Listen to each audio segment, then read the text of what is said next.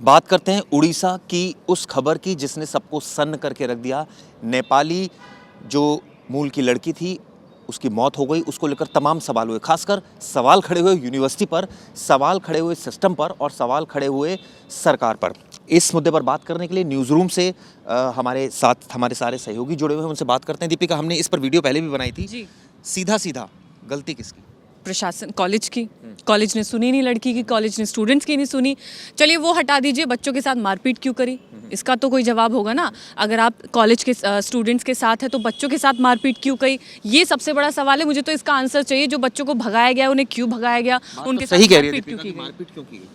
ये तो सच्चाई है, क्योंकि हमने देखा अभी भी अगर आप देखेंगे तो कई रीजनल चैनल्स हैं, कई ऐसे चैनल्स वहाँ पे गए, अगर रिपोर्ट करने के लिए वो बोल रहे थे, कई बच्चों से ऐसे बात करने के लिए बोला गया तो वो बाकायदा अपने फेस को कवर करते हैं। जिसके बाद कुछ ही बच्चे आप देखेंगे तो प्रोटेस्ट के लिए भी जो वहाँ पे थे, कुछ ही, अगर गिनूं मैं तो 10 से भी कम बच्चे रहे थे जो अपने प्रोटेस्ट को बाकायदा वो प्ले कार्ड में बता रहे थे कि हम बोल नहीं सकते, हम चुप्पी साधे हैं, लेकिन उस लड़की के लिए हम आवाज़ उठा रहे हैं। प्ले कार्ड पे जो लिखा है आप वो पढ़ लीजिए।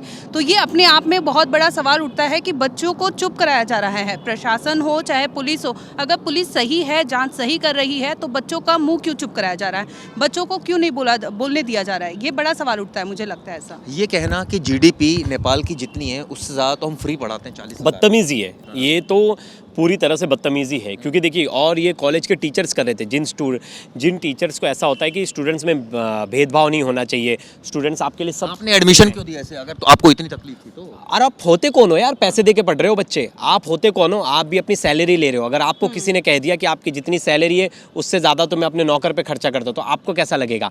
लेकिन वो टीचर्स किसी भी रूप से ऐसा नहीं लग रहे थे टीचर्स है, वो ऐसा लग रहा था कि गुंडे हैं, पैसे देकर गुंडे भेजे। ये जो बात बोली गई, अश्वनी आपने काफ़ी रिसर्च करी स्टोरी पर, 40,000 बच्चों को क्या यूनिवर्सिटी फ्री पढ़ा रही है, हाँ या ना? बिल्कुल नहीं, क्योंकि अगर आप देखोगे एडमिशन बाकायदा प्रोसेस के थ्रू होता है, फ़ी पे किया होगा, हॉस्टल का फ़ी पे किया होगा, तब जाके वो लड़के यहाँ पर आए थे। जिस तरह से कॉलेज ने फरमान जारी किया कि ये बच्चों को रातों रात हॉस्टल खाली करना है, कई ऐसे वीडियोस हैं जिसमें हमने देखा सोशल मीडिया पर कि बच्चे बता रहे हैं कि हमें रातों रात बोला गया, फरमान जारी कर दिया गया कि अगली जब तक रिपोर्ट नहीं आती, अगली कोई नोटिस जारी नहीं होती, तब तक आपको ये जो कैंपस है खाली करना है।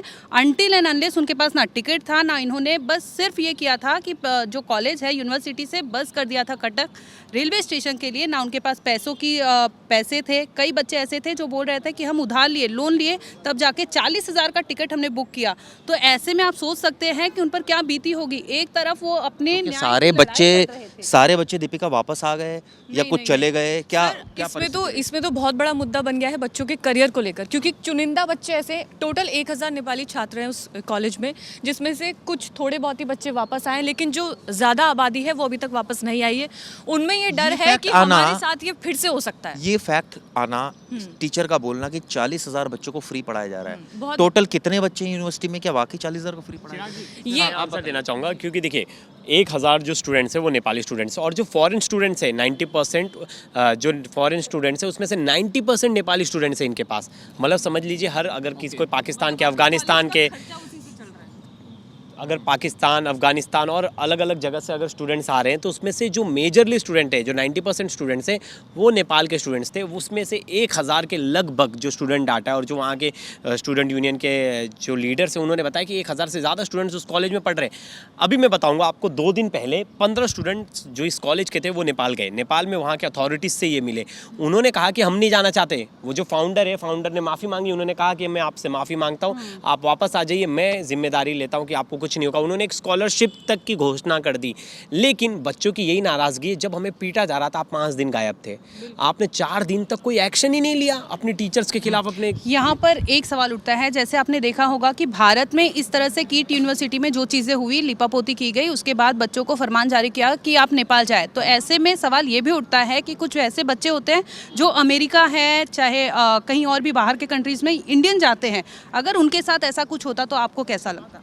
बिल्कुल सही बात है, ये बहुत ही गलत सिस्टम है। और जिस तरह से मैं तो इनफैक्ट ये भी बात मुझे बुरी लगी जब मैंने वीडियोस देखी जिसमें कहा गया कि भाई जीडीपी आपके जो देश की, हमारे तो उतने तो फ्री पढ़ा रहे। कहने का मतलब यह है, नेपाल भारत का हमेशा से मित्र रहा है, एक मित्र राष्ट्र रहा है। और सबसे बड़ी बात तो ये है कि प्रधानमंत्री जो वहाँ के हैं केपी शर्मा ओली, उन्होंने इंटरवीन किया। आप सोचिए, हाई लेवल कमेटी बनी हुई है और वहाँ पर लेकिन बीजेपी की सरकार है। और ये जो चिराग किड जी, इंस्टीट्यूट हमारे है ये जो- किसी बताते हैं जो वहाँ बीजू जनता दल है उनके किसी नेता का है। तो ऐसे में तो रिलेशंस खराब होने वाली बात है ना कि आप उनके स्टूडेंट्स के साथ इतना गलत व्यवहार कर रहे हैं। कल को हम कहीं जाके पढ़ेंगे, हमारे साथ ये होगा तो क्या होगा। आपने सुबह सवाल उठाया कि वो उस लड़की ने अपने पेरेंट्स को नहीं बताया, उस लड़की ने उसको बताना चाहिए था। लेकिन सर ऐसे नहीं होता है कि आप एकदम से सब कुछ प्लान कर लेते हो। आपके साथ जो उस वक्त हो रहा होता है आप उसी चीज़ से, उस सिचुएशन से नहीं निकल पाते हो कि आप अगला स्टेप क्या लोगे, आपको नहीं पता होता है। तो ऐसे में उस लड़की के साथ जो कुछ हुआ उसके साथ तो हमारी बिल्कुल बिल्कुल। और चिराग जी मुझे ऐसा लगता है, देखिए सबसे इंपॉर्टेंट चीज़ है, अगर मैं सिर्फ एक लड़की की यहाँ बात नहीं कर रहा हूँ, मैं इस पूरे स्टूडेंट्स की बात कर रहा हूँ, जो पूरे नेपाली स्टूडेंट्स थे उन सब के हक के लिए बात कर रहा हूँ। पहली थी कि लड़की की बात नहीं सुनी गई, उनके पेरेंट्स से कि यार मुझे इन्फॉर्म कर देते, बस मेरी बच्ची परेशान चली, मुझे अगर इन्फॉर्मेशन आ जाती तो मेरी बेटी के मैं बात करता, उससे समझने की कोशिश करता कि मेरी बेटी किस प्रॉब्लम में। आपने ना सॉल्यूशन दिया उसे, ना आपने उनके परिवार को इन्फॉर्म किया। आपको लगा अरे नॉर्मल है, ठीक है, हो जाएगा।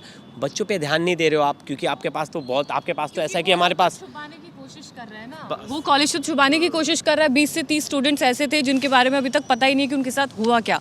जो इंटरव्यू उस लड़के ने दिया था, जो उस कॉलेज का छात्र, उसने बोला कि ऐसा पहले भी हो चुका है कि लोग बच्चे अपनी जान दे चुके हैं। तो वो कॉलेज जो है वो अपना नाम नहीं खराब करना चाहता, वो अपना कॉलेज है, वो अपना बिजनेस करना चाहता है, साफ बात ये है। और बाद में उनके जो फाउंडर है वो आके सॉरी बोलते हैं, और उनके पीछे मैं देख रहा हूँ लोग तालियां बजा रहे हैं। भाई किस बात की तालियां बजा रहे हो? उन्होंने कोई बहुत बड़ा काम कर दिया है? जो काम उन्हें करना चाहिए था वो तो किया नहीं।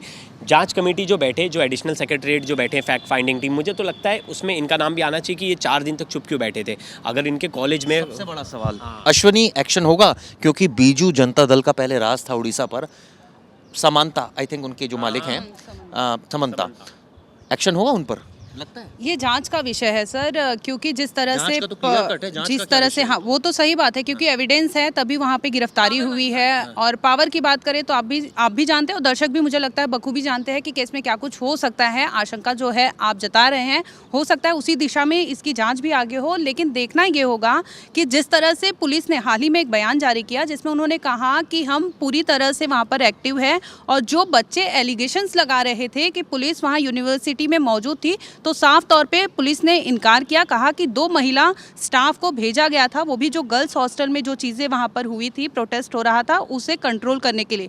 यानी पुलिस ने कहीं ना कहीं अपना जो उन पे दाग लग रही थी उसे एक तरह से इनकार कर दिया कि नहीं ऐसा कुछ नहीं था। मैं सीधा सवाल किट इंस्टीट्यूट के तमाम, बिल्कुल ये भी बात करेंगे, किट इंस्टीट्यूट के जो यूनिवर्सिटी है उसके अधिकारियों से पूछना चाहता हूँ, क्या नेपाल के जो स्टूडेंट्स हैं आप उनको एडमिट करने के लिए तैयार नहीं थे?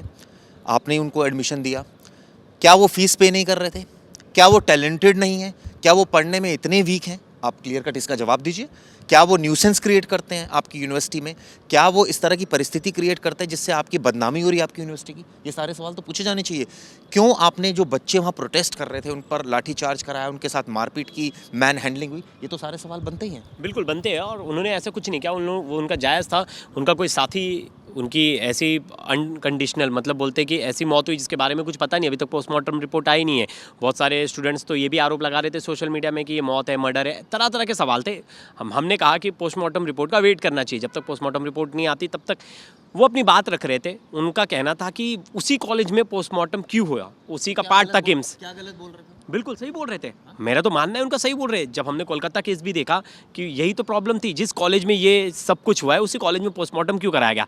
लेकिन पुलिस पर प्रेशर बना, सरकार पर प्रेशर बना, जिसके बाद एम्स भुवनेश्वर में पोस्टमार्टम दोबारा कराया गया। फिर लड़की की जो बॉडी है वो परिवार वालों को दी गई। लेकिन यही चीज़ पहले हो सकती थी ना, इतनी जल्दबाजी क्यों थी? इसी को लेकर स्टूडेंट्स का आरोप था और इसी को लेकर वो प्रोटेस्ट कर रहे थे। और आपने बच्चों से बात करना नहीं समझा, आपने दबाना शुरू कर दिया, उनसे बदतमीजी करनी शुरू कर दी। ये कहाँ का इंसाफ है भाई? यहाँ पर सवाल ना आईआरओ पर भी उठता है, क्योंकि गौतम सर लीड कर रहे थे जिस वक्त उस लड़की ने वहाँ पे कंप्लेन किया, और उनके जो दोस्त हैं उनका कहना था कि लगभग वो 4 से 5 बार शिकायत लेकर गई थी, जिसमें वो आखिरी बार ये कहती है कि मैं सब कुछ करके थक गई हूँ, अब मेरे पास कोई ऑप्शन नहीं है, मुझे और मेरी जो कंप्लेंट है उसे पूरी तरह से नेग्लेक्ट किया जा रहा है। तो ऐसे में सवाल आईआरओ पर भी उठता है, जो गौतम सर लीड कर रहे थे उन पर भी कार्रवाई होनी चाहिए, क्योंकि लड़की की जान गई है। क्या आपको लगता है होनी चाहिए कि नहीं बिल्कुल होनी और होगी भी। और देखिए मैंने ना एजुकेशन मिनिस्टर की ना बाइट सुनी और उनका सीधा कहना है कि इसकी वजह से हमारी छवि बड़ी ख़राब हुई है, हमारे राज्य की छवि ख़राब हुई है और कॉलेज की वजह से हम नहीं चाहेंगे कि हमारे इंटरनेशनल रिलेशन भी ख़राब हो। 10-11 लोगों को अरेस्ट किया गया, 5 लोगों को बेल मिल चुकी है और भी लोगों का जिनका नाम इसमें सामने आएगा उन्हें ये छोड़ेंगे नहीं, ऐसा सीधा साफ तौर पर कहना है एजुकेशन मिनिस्टर का। और मुझे लगता है कि जिस हिसाब से पुलिस अब स्पीडली इसमें इंटरवेन, मुझे लगता है कि कुछ दिन में ये मामला फिर से दब जाएगा, पावर की बात पहले आ जाएगी और कानून नीचे रह जाएगा। जब दबेगा हम इस मुद्दे को खूब चलाएंगे और हम उन स्टूडेंट्स के साथ खड़े और हम इस मामले को दबने नहीं देंगे जब तक उन बच्चों को न्याय नहीं मिल जाता। बिल्कुल ठीक कहा। क्राइम तक नेपाली स्टूडेंट्स के साथ खड़ा है जिनके साथ अन्याय हुआ है। हमने साफ साफ जो किट इंस्टीट्यूट के अधिकारियों से सवाल पूछे हैं, कई आप उनका जवाब दीजिए। क्या नेपाली स्टूडेंट्स आपको लगता है कि फ्री में पढ़ रहे हैं? क्या वो पैसे पे नहीं कर रहे हैं? क्या वो टैलेंटेड नहीं है? क्या वो न्यूसेंस क्रिएट कर रहे हैं? किस आधार पर ये सारी कार्रवाई की गई और क्यों ना आपके जो प्रशासन उनके खिलाफ सख्त एक्शन लिया जाए। ये वीडियो दोस्तों कैसी लगी ज़रूर बताइएगा और इस पर हमारी जो मुहिम है क्राइम तक की वो लगातार जारी रहेगी। धन्यवाद दोस्तों। धन्यवाद।